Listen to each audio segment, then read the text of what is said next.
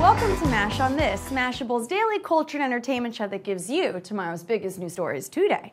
I'm your host, Bruce Beck, with a handicap that'll make you blush, also known as Dory Greenberg.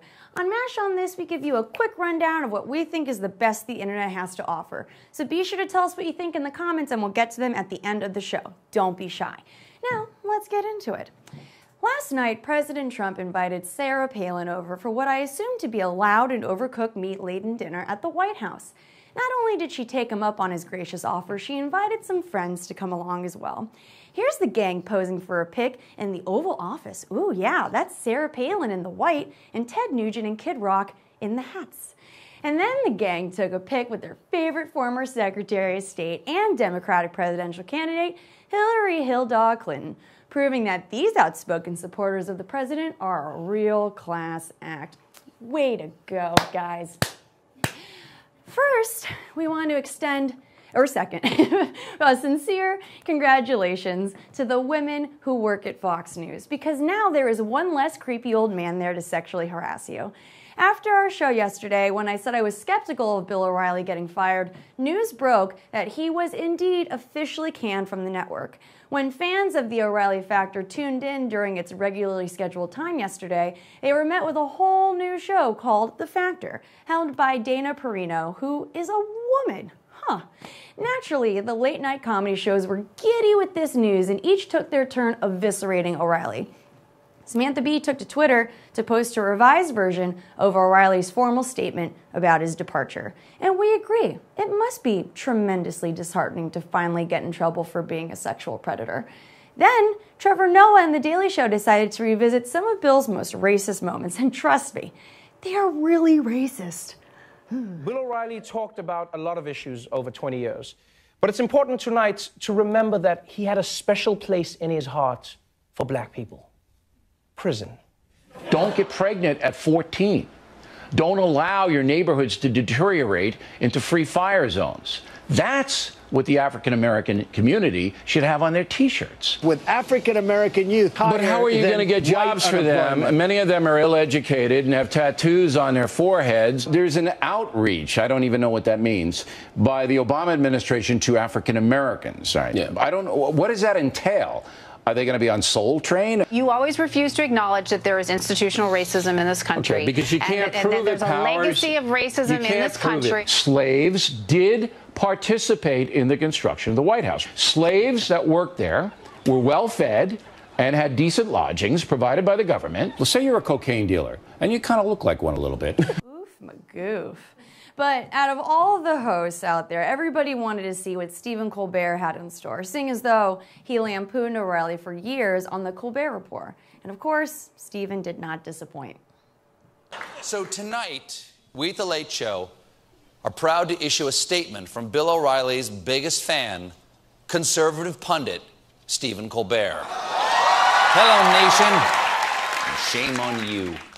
You failed him. You failed Bill O'Reilly.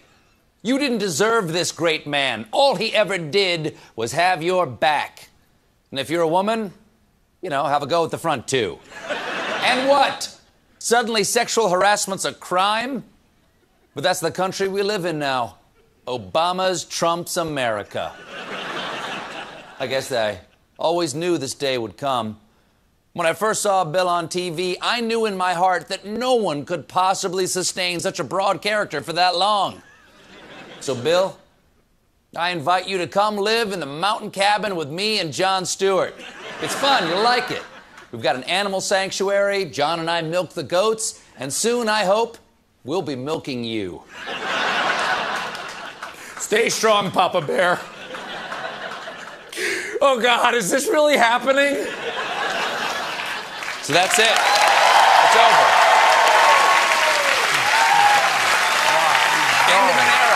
Wrong. The end of an era. It looks like O'Reilly may be out of a job, but luckily he still has his publishing empire. He's the author of Killing Lincoln, Killing Kennedy, and his latest book, Killing My Career. Stephen, the real one, went on to call O'Reilly a, quote, self-righteous landfill of angry garbage, which, as our own Chloe Bryan noted, really has a nice ring to it. In the effort to transform regular people into human-looking money vessels for corporations to keep as pets, fingerprints are now being considered as a new way to pay for things. The first to test out the new fingerprint sensor-enabled payment cards is MasterCard, with what it calls the biometric card. It's currently being tested in South Africa, but MasterCard hopes to roll them out to the rest of the world by the end of 2017. Seems pretty simple. You just insert the card and then place your thumb on the sensor and bada bing, bada boom, you made a purchase. But in order to use the card, you'll have to go to an enrollment center, or as everybody else calls it, a bank, to get your fingers scanned. Then, I assume after that is when they hollow out the rest of your organs and blood, making sure to keep your bones in place so that there is an upright structure to install the rest of the robotics equipment so that your internal ATM works properly. If you're not a regular listener of nu metal, then you probably only casually know about the band Korn as those freak on a leash dudes. But their new bassist might give you a new reason to care about Korn because he is only 12 years old and shreds like a demon. See for yourself.